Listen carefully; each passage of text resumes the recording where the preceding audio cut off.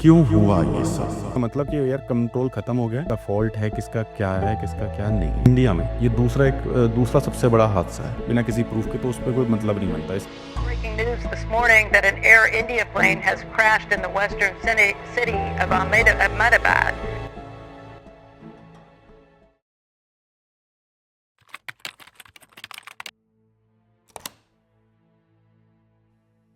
हाँ तो नमस्कार मेरे भाइयों, मैं आपका अपना धीरेन्द्र राणा द अर्बन पेंडू अपने चैनल से आज फिर एक और वीडियो लेके आया हूँ। जो वीडियो हमारा कल जो दुर्घटना हुआ है विमान अहमदाबाद में, बोइंग 787, उसके बारे में है। तो यार दुख की तो बात है, ये बहुत बड़ा दुख हुआ है, एक बहुत बड़ा ट्रेजिडी हुआ है। मतलब एक प्लेन जो बोइंग है और अहमदाबाद से लंदन जा रहा है, 787 सीरीज़ का बोइंग का, तो लंदन जा रहा था, जिसमें 230 यात्री थे, 10 क्रू मेंबर थे और उसमें 2 पायलट थे। जबकि उसमें टोटल जो थे 242 लोग उसमें टोटल थे, जिसमें से 242 में से 241 लोग एक्सपायर हो चुके हैं अभी तक की रिपोर्ट के हिसाब से। और उसमें गुजरात के एक्स सीएम थे श्री विजय रूपाणी साहब जो थे, लंदन जा रहे थे अपनी वाइफ को लेने के लिए। उनके कुछ वहाँ पे चल रहा था, इलाज चल रहा था, जो भी था, तो वहाँ जा रहे थे उनको लेने के लिए।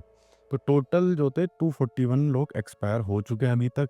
ये 12 जून की घटना है। 12 जून दोपहर को 1:38 पे 1:38 पे अहमदाबाद से प्लेन जो है टेक ऑफ करता है और लगभग विद इन 60 सेकेंड्स, मतलब मैक्सिमम बता रहा हूँ मैं, 52 से 60 सेकंड के बीच में प्लेन क्रैश हो जाता है। उसमें केवल एक आदमी बचता है। वो आदमी जो है विश्वास, जिसका नाम है, उसका नाम विश्वास है। बंदा ब्रिटिश का है, मतलब born and bought up in British है, एनआरआई है, तो ब्रिटिश मूल का वो आदमी है। वो वहाँ पे एक आदमी बचता है। अब होता क्या है, वो जो लैंड करता है वो विजय मेडिकल हॉस्टल में दोपहर में, जब 1:38 1:40 के बीच में, जब लंच होता है बच्चों का, डॉक्टर्स का लंच होता है, वहाँ पे जाके क्रैश हो जाता है। उसमें लगभग जो बता रहे हैं अभी तक की संख्या है, टोटल 297 लोग एक्सपायर हो चुके हैं, जिसमें एक प्रेग्नेंट लेडी है, डॉक्टर्स हैं, स्टूडेंट्स हैं, एमबीबीएस के फर्स्ट ईयर के सेकंड ईयर के स्टूडेंट्स हैं, डॉक्टर्स हैं, रेजिडेंस डॉक्टर्स। टोटल लगभग 57 तो वो लोग हैं, बाकी 241 ये लोग हैं जो इसमें थे। अब क्यों हुआ ये सब?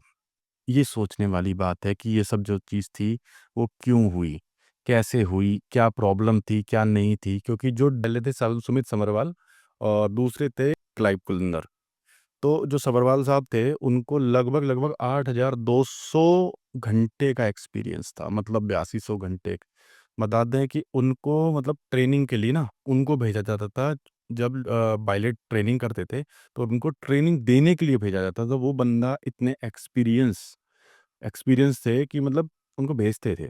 8200 घंटे एक फ्लाइट में बहुत बहुत बड़ी चीज़ होती है कि आपने 8200 घंटे एक बोइंग उड़ाया हो या इंटरनेशनल फ्लाइट करी हो या जो भी है ना, वो बहुत बड़ी चीज़ होती है। दूसरे तो उन्होंने 1100 घंटे उड़ाया, तो ऐसा कोई नहीं था कि कोई अनएक्सपीरियंस था।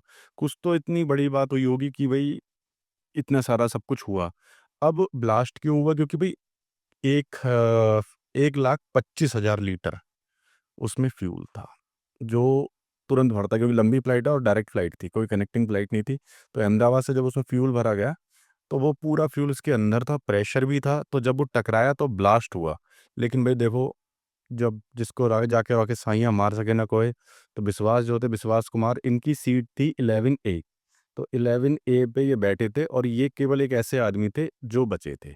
उसके बाद का बता देता हूँ आपको कि लगभग 6 एनडीआरएफ की टीम, 2 बीएसएफ की, इंडियन एयरफोर्स, एनएसजी, 65 से प्लस दमकल की गाड़ियाँ, ठीक है, और प्लस 50 प्लस एम्बुलेंस लगी हुई हैं अभी तक। मतलब कल जो था उसमें इतना सब कुछ हुआ, ये सब हुआ, तो ऑन स्पॉट सारी रेस्क्यू टीम लग गई थी इस चीज़ को कवर करने के लिए कि जितना हो सके, जितनी पॉसिबिलिटीज़ हो सके लोगों को बचाने की, उतना टीम ने पूरी कोशिश करी। घायलों को लेके गए, क्योंकि प्लेन में से तो एक ही आदमी बचा है, बाकी सारे जो थे वहाँ पे हॉस्टल में बैठे थे बच्चे जो खाना खा रहे थे बेचारे। एमबीबीएस के स्टूडेंट्स थे, नर्सेस का स्टाफ था और बहुत सारे लोग उधर जो नीचे टहल रहे थे। हॉस्पिटल की बिल्डिंग थी, उसमें आसपास हॉस्पिटल था, तो वो जो नीचे टहल रहे थे वो सब को बचाने, जितना भी घायलों को बचाने का प्रयास हो सकता था, वो एनडीआरएफ ने और आपका बीएसएफ ने, इंडियन एयर फोर्स ने और आपका एनएसजी ने, सब ने अपनी पूरी कोशिश करी। तो अभी तक 297 की डेथ रिकॉर्ड आ चुका है कि भाई लगभग 297 जो है लोग चले गए हैं और अभी भी घायलों का इलाज चल रहा है। जब ये क्रैश हुआ प्लेन, तो उस टाइम पे जब तक पायलट ने सोचते 60 सेकंड बहुत ज़्यादा चीज़ बड़ी नहीं होती है, क्योंकि 600 साढ़े 600 फीट की ऊंचाई पे ये थे। जब क्रैश होने से पहले 600 से साढ़े 600 के बीच की हाइट थी, वो समुद्र तट से होती है और समुद्र तट से अहमदाबाद लगभग 200 फीट ऊंचा है। तो लगभग 450 फीट कोई ज़्यादा नहीं होता, उड़ते ही लैंड मतलब क्रैश हुआ है ये। उड़ते ही कोई प्रॉब्लम आई है, उसके बाद क्रैश हो गया है इसमें। तो लास्ट जो कॉल दी है एटीएस को, एटीएस होता है एयर ट्रैफिक कंट्रोल, एटीएस में कॉल आई, उसमें मे डे करके बोलते हैं। इसका मतलब कि यार कंट्रोल खत्म हो गया है, अभी इमरजेंसी लैंडिंग करनी पड़ेगी कहीं भी। तो जो भी हुआ होगा, अब ब्लैक बॉक्स तो मिल गया है, ठीक है। ब्लैक बॉक्स में क्या होगा, अब देखा जाएगा कि ब्लैक बॉक्स में क्या निकला है क्या नहीं निकला, वो पूरी टीम बताएगी। यूएस से टीम आई है, ठीक है, और अपना यूके से टीम आई है, वो लोग चेक करेंगे सब कुछ, पूरी टीम चल रही है कि अब इसमें क्या रिजल्ट निकलता है, किसका फॉल्ट है, किसका क्या नहीं है। अब मैं बोइंग की बात बता देता हूँ आपको, ठीक है। बोइंग मतलब ये जो हादसा है ना, मतलब इंडिया में ये दूसरा सबसे बड़ा हादसा है। इससे पहले एक और हादसा हुआ था हरियाणा के चरखी दादरी में। चरखी दादरी में लगभग 10 से 11,000 फीट की ऊंचाई पे दो प्लेन, एक था आपका सऊदी अरबिया एयरलाइन का, दूसरा था आपका कजाकिस्तान एयरलाइन का। ये दो प्लेन आपस में टकराए और लगभग लगभग 349 लोगों की वहाँ पे मौत हो गई। मतलब इतना भयानक दृश्य था कि 10 किलोमीटर तक प्लेन के जो पार्ट्स होते हैं वो दिखाई गए। 10 किलोमीटर तक उस प्लेन के पार्ट्स दिखे। अब क्या है, देखो भाई, लॉस तो बहुत बड़ा हुआ है, पूरी कंट्री का हुआ है, सभी लोगों ने पूरे देश विदेश एक पाकिस्तान को छोड़ के, ठीक है, तो सभी ने इस पे अपनी प्रतिक्रिया दी है कि भाई ये बहुत गलत हुआ है, बहुत बड़ा लॉस है, क्योंकि बहुत मतलब 297 लोग अभी तक डेथ हो चुके हैं और ये आंकड़ा बढ़ भी सकता है, ठीक है। तो ये बहुत बड़ा लॉस है कंट्री का और सभी लोग इस पे सांत्वना जता रहे हैं। अब इसमें कुछ कर नहीं सकते, देखो ये तो एक एक्सीडेंट है, होना था हो गया है। अब इसमें टाटा ग्रुप ने, क्योंकि एयर इंडिया जो है वो टाटा ग्रुप की है, टाटा ग्रुप ने 1-1 करोड़ का इनको कंपनसेशन दिया है कि भाई हम लोग इतना आपके लिए, देखो हम उनको तो ला नहीं सकते वापस, तो 1 करोड़ रुपया हम आपको दे सकते हैं।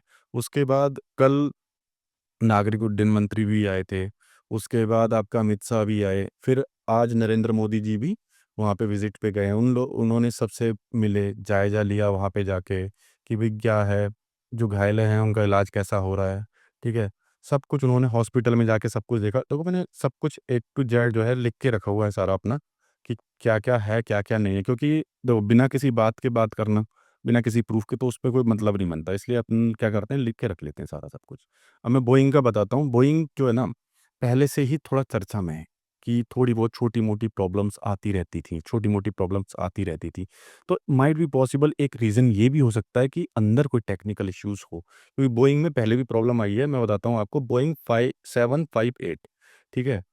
तो ये 2011 में सर्विस में आने के बाद इसमें लिथियम की बैटरी होती है। लिथियम की बैटरी जो थी ओवरहीट होती थी। ओवरहीट के कारण पूरी की पूरी 2013 में पूरी की पूरी ड्रीमलाइन बोलते हैं इसको, ड्रीमलाइनर को एफएए ने ग्राउंड किया था। मतलब पूरे जितने भी ड्रीमलाइनर थे 758 के, सबको पूरा बुला लिया गया था।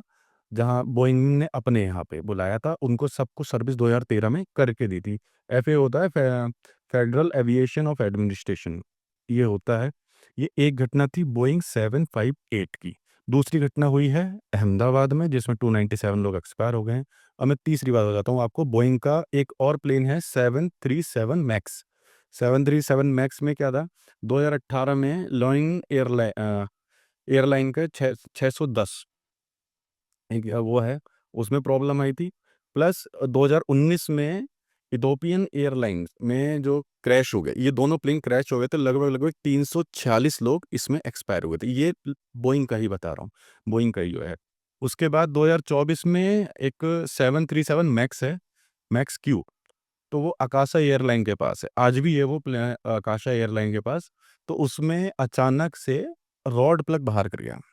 जब रॉड प्लग बाहर गिर गया उसके बाद उसमें स्क्रूज़ जो थे, बहुत सारे स्क्रूज़ गायब हो गए थे, प्रॉब्लम आ गई थी। तो आकाशा एयरलाइन ने उसे उड़ाना बंद कर दिया, लेकिन है अभी भी उसके बाद। तो उसके बाद प्रॉब्लम तो इसमें आती रही है, मतलब बोइंग में आती रही है। अदर प्रॉब्लम बता देता हूँ इसमें क्या आती हैं बोइंग में। एक तो होता है panel glow out, panel glow out हो जाता है इसमें। विंडशील्ड क्रैक की बहुत प्रॉब्लम आई थी कि विंडशील्ड क्रैक हो रही है। उसके बाद इंजन फेलियर की बहुत प्रॉब्लम आई थी कि इंजन फेलियर बहुत हो रहे हैं। उसके बाद क्या होता है इंजन फेलियर में, क्या होता है यार, देखो एक इंजन फेल होता है, दोनों इंजन फेल होना इम्पॉसिबल है। तो भाई देखो, अब ब्लैक बॉक्स तो मिल गया है, अब हम तो उसमें कुछ कह नहीं सकते। अब मैं बोल दूं कि भाई आपको दोनों दोनों जो है फेल हो गए, ये हो गया वो हो गया, उससे कोई फ़ायदा नहीं है। जो चीज़ होगी वो गवर्नमेंट बताएगी। जो लोग टीम आई है चेक करने की, वो टीम बताएगी उसमें क्या हो सकता है क्या नहीं हो सकता है। ठीक है। अभी जब आकाशा एयरलाइन वाला ये प्रॉब्लम हुई थी, जो इसका जो रॉड थी, रॉड प्लग जो निकल गया था, उसके बाद क्या चेंजेस आए मैं बताता हूँ बोइंग में। बोइंग के जो चेयरमैन थे डैब कैलहोन और लैरी कार्लसन, ठीक है, इन दोनों ने इस्तीफा दे दिया था 2024 लास्ट में। 2025 में नए बने हैं कैली ऑर्थवर्क। ये कैरी ऑर्थवर्क जो है नए चेयरमैन बने हैं अभी बोइंग के, वो सब चीज़ देख रहे हैं। तो प्रॉब्लम तो कहीं न कहीं बहुत बड़ी हुई है।